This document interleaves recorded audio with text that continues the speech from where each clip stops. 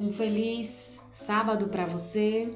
Bom dia aos meus queridos ouvintes desta manhã.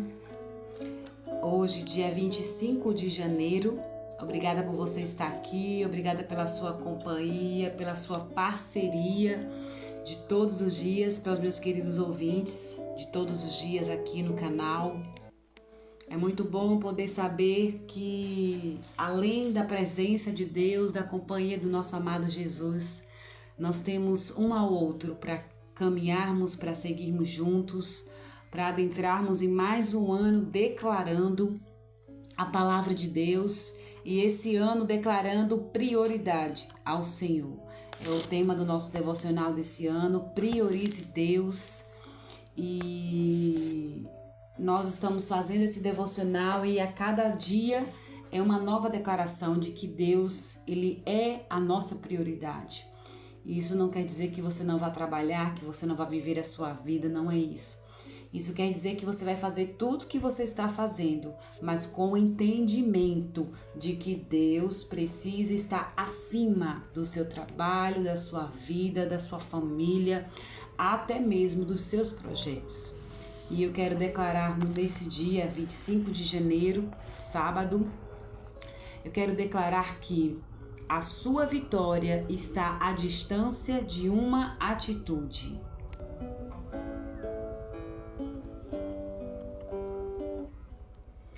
Pequenas atitudes podem nos fazer receber grandes bênçãos da parte de Deus. O texto de 2 Reis, capítulo 4, conta a história da mulher sunamita, a quem Deus havia concedido um filho. Todavia, esse menino adoeceu e morreu. A mãe não se conformou com a morte dele, por isso foi atrás do profeta Eliseu e lhe disse: Acaso eu te pedi um filho, meu senhor? Não te disse para não me dar falsas esperanças? O verso 28 fala sobre isso. Essa conduta fez o profeta ir novamente à casa daquela mulher e orar pelo menino. E sabe o que aconteceu? Ele ressuscitou. Muitas pessoas lamentam e outras se entristecem diante das dificuldades, mas poucas tomam atitude como aquela mulher. A conduta daquela mãe desesperada tocou o coração de Deus e lhe concedeu um milagre. Muitas coisas podem ter morrido em sua vida, mas a partir de hoje, creia, elas podem ressuscitar diante do seu posicionamento. Se você recorrer ao Todo-Poderoso, a sua vitória está à distância de uma atitude. Deus honra a fé dos seus filhos e sempre que você se levantar com confiança inabalável, creia que Ele o escutará. A nossa frase de hoje, ela diz assim: atitudes cheias de fé falam mais alto que palavras vazias. E o interessante nessa história da mulher sunamita, algo que eu sempre me chamou a atenção nessa história, não é só a atitude de fé que essa mulher teve.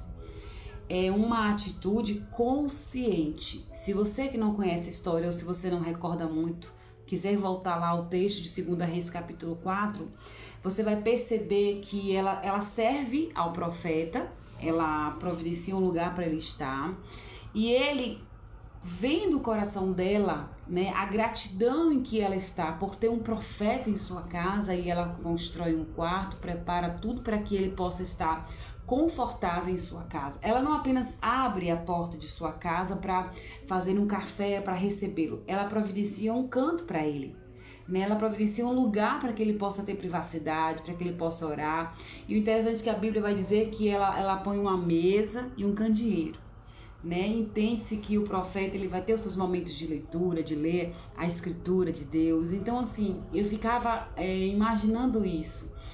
E como Deus, ele nos devolve toda a atitude que nós temos de gratidão em favor. Nós falamos isso aqui alguns dias atrás, né? Sobre a questão do favor de Deus, que quando a gente obedece, a gente alcança o favor de Deus. E foi assim com a mulher sunamita, ela obedeceu. Ela entendeu a questão de honrar alguém que carregava a presença de Deus em sua casa. E ela o honrou. E em momento nenhum ela pensou ou pediu alguma coisa a esse profeta. O próprio profeta que de forma voluntária, né? E bem sem ser, porque ela pediu, ele disse para ela: ainda esse ano abraçarás um filho. Ele percebeu que ela era uma pessoa já de uma certa idade, vivia apenas ela e o marido.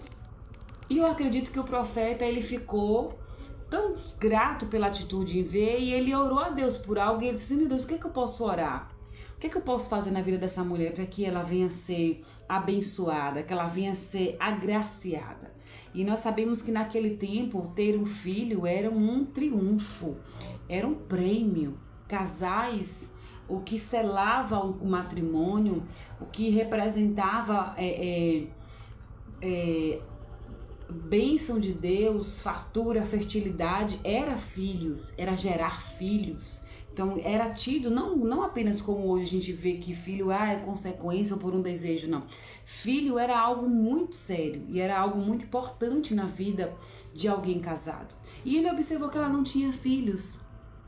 E ele disse para ela, né? Ele prometeu a ela, ele disse que ela dentro de um ano ela abraçaria uma criança, ela teria um filho. E eu me lembro eu recordo que a palavra de Deus vai dizer que ela disse assim: não, meu Senhor, não me intentes, né? Não me prometa algo que não pode acontecer. Porque ela tinha consciência da alegria que seria ter uma criança, da responsabilidade que era ter aquilo, e ela não queria sofrer uma frustração, porque eu acredito que talvez ela fosse uma tentante, né? Alguém que já teve esperança de ter um filho e que deixou esse desejo bem adormecido. E aí de uma hora para outra essa coisa vem à tona. Então ela é muito consciente de que aquele filho que ela tinha ali não foi algo que ela pediu ao Senhor, foi algo que Deus a entregou para ela. Então, se Deus entregou, ele tem o poder de, assim como ele deu, ele fazer permanecer. E eu acho isso assim muito interessante, que a consciência que essa mulher teve, ela não foi ao profeta, queridos. A Bíblia fala que ela não fala com ninguém a caminho do profeta. E as pessoas, alguém para ela e ela diz assim: e aí, vai bem contigo? Vai bem na tua casa? O servo do profeta. E ela diz: vai tudo bem. Vai tudo bem, porque eu ainda não falei com quem eu quero falar. Então, para mim, tá tudo bem, mas eu tenho algo a resolver. Só que eu só posso falar com quem de fato tem o poder para resolver. Quanta coisa a gente aprende com essa história.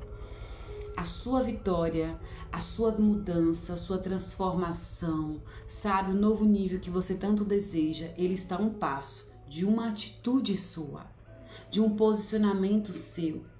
E antes de qualquer atitude, sabe o que é que precisa vir? Que eu aprendo com essa história de 2 Reis 4, é que antes de qualquer atitude precisa vir a metanoia, a transformação de mente, a consciência do que eu estou vivendo, do que eu estou passando, do que está acontecendo. Você tem consciência do que você está passando? É reflexo é consequência de uma desobediência sua? É algo que você está passando de uma forma injusta, porque simplesmente aconteceu? Você tem parte com isso? Você tem influência sobre isso? Por que eu estou falando isso, queridos? Porque aquela mulher, quando ela vai para o profeta, ela vai consciente de que, olha, vocês me deram um filho que eu não pedi e agora ele morreu. Se vocês queriam me dar um filho para que ele morresse, não me desse, porque eu não pedi um filho. E agir dessa forma não tem problema nenhum, não, queridos. Pelo contrário, é você agir consciente de que o Deus que te deu, se ele te deu, apesar dele ter o poder de tomar e de levar, eu posso requerer de Deus. Eu posso ir até Deus. Malaquias vai dizer assim, ó: fazei prova de mim. Então Deus, ele não nos impede de fazer prova dele, não é duvidar, é fazer prova. O que é fazer prova? É levantar diante do Senhor um questionamento, sabe? Uma indagação. Isso prova, isso mostra o quão consciente você está de tudo que está acontecendo ao seu redor, se você tem influência ou não, porque se você está consciente e no momento que você faz essa análise e você percebe que o problema qual você está passando foi culpa sua, então ao invés de você questionar a Deus e querer que Ele mude a situação, você vai pedir perdão ao Senhor e pedir que Ele te mude e que Ele te ajude a fazer o caminho de volta. É isso que essa história nos ensina. E é isso que o texto quer dizer. A nossa vitória, ela está à distância de uma atitude. Agora depende do quão consciente você está para tomar a atitude certa. Porque tem muitos de nós e muitas vezes nós vamos diante do profeta, vamos diante de Deus, querendo que Deus se posicione, que Deus faça viver, que Deus ressuscite coisas na nossa vida ou nos dê coisas na nossa vida que nós perdemos por consequência nossa. Que nós estamos sofrendo por consequência nossa. É que nem alguém que abandona a sua casa, sua família, trai a esposa, sabe? Larga tudo para trás, vai viver uma outra família, vai viver uma outra vida e aí quer reconstruir o seu casamento, a sua história, mas não faz o caminho de volta. Não pede perdão, não olha para dentro de si, não vê o que precisa mudar, não volta para Deus. Não vai ter mudança, não vai ter transformação. Deus pode fazer, queridos, muitas coisas, independente das nossas consequências, independente das nossas atitudes. Deus sempre pode. Eu gosto sempre de deixar isso muito claro. Deus, ele é soberano. Ele pode agir acima do teu problema, independente de você fazer nada. Mas existe uma lógica. Deus, ele tem uma lógica. E eu prefiro ir pela lógica do que é justo. Se eu errei, se eu falhei, eu preciso tomar uma atitude de arrependimento, de conversão, de mudança, sabe? Mudar a minha atitude para que eu diminua a distância entre a minha vitória e eu. O problema é que nós estamos tomando atitudes que estão aumentando a distância da nossa vitória e não diminuindo. Quando você toma uma atitude de fazer algo que não é o que Deus te direcionou ou que a palavra de Deus orienta, você simplesmente está distanciando a tua vitória, distanciando a reconstrução, distanciando a mudança, distanciando aquilo que você quer colher. Então, o que eu aprendo com a história de hoje, de 2 Reis 4, da Sunamita, é principalmente isso. Eu aprendo muito mais com a atitude dela do que com o próprio milagre do menino. Porque o milagre foi consequência de uma postura de alguém que estava consciente diante de algo que ela não pediu. E Deus deu. E a fé que ela tinha em Deus, no Deus do profeta, era tanta que ela disse assim: olha, o mesmo Deus que me deu, Ele pode trazer de volta. E eu estou te pedindo isso não é porque eu quero pedir, porque eu quero meu filho comigo sempre. Não é só por isso. É porque foi vocês que me deram. Eu não pedi. Vocês que me deram. É isso que está declarado no verso 28. Não estou falando de mim não, queridos. Isso é Bíblia. Está registrado. O verso 28 de 2 Reis, capítulo 4, a mulher diz assim: acaso eu te pedi um filho, meu Senhor? Não te disse para não me dar falsas esperanças? E aí o profeta, ele se viu encurralado. Ele se viu, poxa, ela tem razão. E o que foi que ele fez? Se voltou para Deus. Deus, olha só, nós temos uma situação aqui que ela, antes de eu dizer a ela que ela ia ter o filho, ela me lembrou disso aqui. Ela disse que não queria ter falsas esperanças. Ela disse que não queria ser enganada. Deus, tu és o Deus da vida. Nesse momento aqui, Pai, traz a vida novamente para esse menino. Ressuscita ele porque ela tem razão. E você pode estar me ouvindo dizer assim: então, Paulo, eu vou agir assim, dessa forma, e Deus vai sempre ressuscitar as coisas mortas na minha vida. E eu não me refiro só a pessoas, sabe? A quem está doente, quem está morrendo, não. Há tudo na tua vida que está morto. Sonhos, projetos, pensamentos, ideias, sabe? Sua vida, ela pode estar morta. Você pode ser alguém que está simplesmente no automático. Agora, para você ir diante de Deus, você precisa ter consciência, fazer esse caminho de volta. A mulher, quando ela se deparou com o filho morto, ela lembrou do que ela falou. Eu tenho certeza que automaticamente veio no coração dela, na mente dela, a imagem dela falando com o profeta: olha, Não me entendes, por favor. Não me iludas. Eu não estou te pedindo nada. O que eu estou fazendo aqui para o Senhor é gratidão. Eu estou fazendo porque eu estou honrando um profeta em minha casa.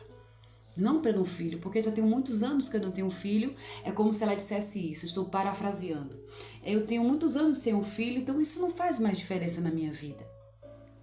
E aí ela lembra disso. E ela vai diante de Deus, consciente de que ela estava sofrendo uma perda por algo que ela não pediu. Então tenha consciência disso. E eu também gosto de alertar você que Deus, ele pode ressuscitar. Como ele pode não ressuscitar a pessoa, mas ele vai fazer. Às vezes o propósito de Deus não é ressuscitar o menino, não é trazer de volta o que você perdeu. Às vezes é trazer você de volta para ele. Então, não importa o que aconteça, não foque no resultado, na resposta. Foque no que é preciso ser feito para que você faça, tenha a atitude certa e diminua a distância da vitória na tua vida. É isso que eu quero que você aprenda hoje. Tome a atitude certa e diminua distâncias da sua vitória, do seu recomeço, da sua reconstrução, daquilo que você precisa. Porque Deus não nos dá, queridos, o que nós queremos. Deus nos dá aquilo que nós precisamos. Deus te cubra de entendimento, de certeza e de fé para você tomar as atitudes certas, para você tomar a decisão correta, os pensamentos certos. E perceba quão mais você se posiciona de forma correta, menor é o caminho até a tua vitória. Deus te abençoe.